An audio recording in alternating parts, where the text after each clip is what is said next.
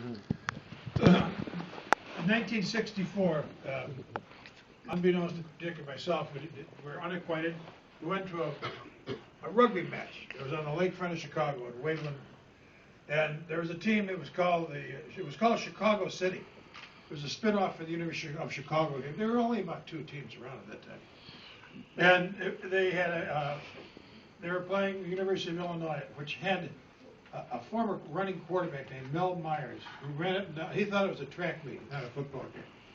And he ran up and down the field, and it was an absolute disgrace. Smitty and I talked about this at a later date. So we thought we could improve that in our own, each individually. And again, we played our first game together as Chicago City against the University of Chicago. And we didn't know each other at that time, but in that game, something hooked Smitty in the mouth, and that was rugby. He was hooked, line, and sinker like the big fish. And the next week or so, we started talking, and then he started planning, and it's been steady progress since that time. He planned to throw out the club president, basically. The club president didn't put the right spirit in the club. Dick wanted a tougher spirit in the club, and he made sure of that. And he says, I don't like those uniforms either. And so he planned the uniforms. And you'd get phone calls from Stern Brothers, Dick Smith, and the Chicago Lions. Well, Chicago Lions was the next revelation because they gave the team another name. And then he engineered a coup d'etat. And we had an election, an AGM, it was called the annual general meeting. Well, that was the last meeting for the former president of the club. A nice fellow from UVA, but he wore his pants too high, okay? And it just did not fit our group. And it's been a Dick, like a force of nature, just got into this from all aspects of the game. He started to be inclusive and bringing more people in.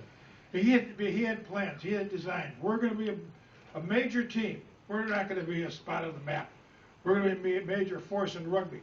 And I like he brought the ethos of rugby to him. He loved the fight. He loved the competition. He loved to get up even though he was beat up. He had more lumps than the road out here. But he'd still keep coming. And then we became international. We started doing international stuff. And he planned the first trip of our club to Europe, and it cost $179. We chartered this big airplane. And it was so good, we chartered 2 of them. And I ran into somebody last week who was on that flight, who was the English-speaking Indian. Remember those people? They were kind of like stiff. But and we were stiff in a different fashion. And but Dick pulled it all together. And then we finally got to someplace outside of London. We're playing against the club there, and they had their own clubhouse. They had their turf around there, and it was a kind of a step back and see what the future may be. And Dick saw it and said, I want this for ourselves and our members. We want to be able to say we've been doing this for 50 years and we still enjoy doing it and we love the people of it. And it was an ambition. It was accomplished basically through the driving force of Dick Smith. No matter what else happened, he progressed on. It wasn't a martyrdom. He loved it, all right? And he still loves it. And that's the spirit of rugby. That's the spirit of fellowship. That is the spirit that Dick brings to the game. So I'm very honored to be a presenter for him. Please come up, Dick.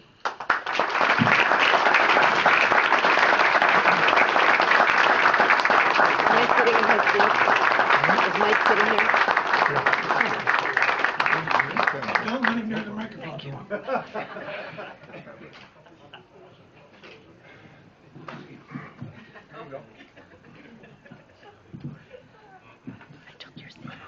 After what Mike just said, I even like me.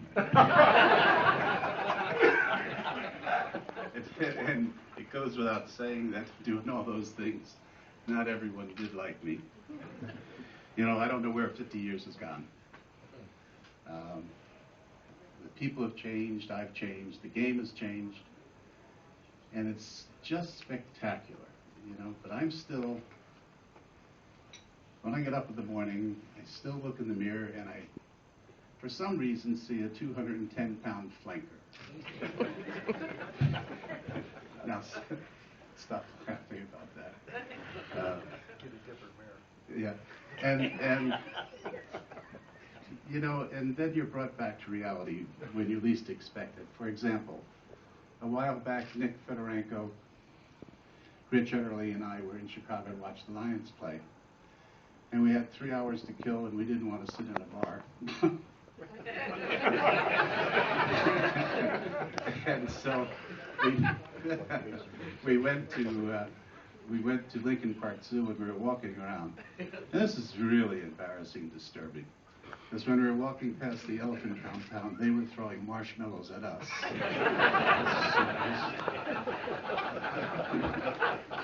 Really embarrassing. But the biggest events in rugby for me was working on founding the U.S. Union. For a year, I sent out thousands of position papers around the country.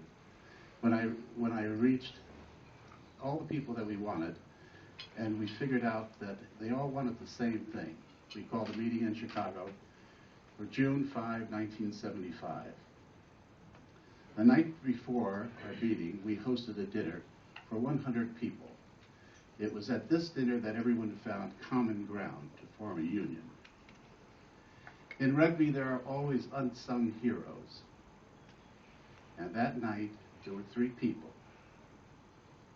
They bought the food, prepared it, brought it to Chicago, set it up in the party room for 100 people, and walked off into the night.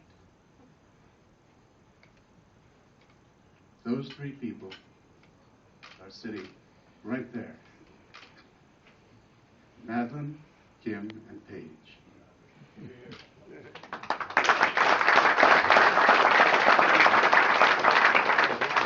The next day, because of everything that happened at that meeting, it was fait accompli. We started our meeting at 10 o'clock, and at noon, John Prusmack brought in a silver bowl of chilled champagne, and then the Western Union brought in gin-spiked watermelon, as all Southerners might do, and the union was founded at 12 noon on June 5th, 1975. There's 1976 was our bicentennial. A year France offered to come over and visit us for an international. I volunteered to host the game, another brilliant move. No one in Chicago ever heard about rugby. An English game in an Irish city. Holy moly. We didn't have the money for a stadium, so we rented New Trier High School field. 3 weeks before the game, Dennis Dunn called and said, "Smitty, we need more stands. We're getting good PR." And so I scoured the country, calling all the different carnivals, and I found a man and rented stands for 2,000 people. Stands to be delivered 5 days before game day. 2 very large trucks arrived, loaded to the gills.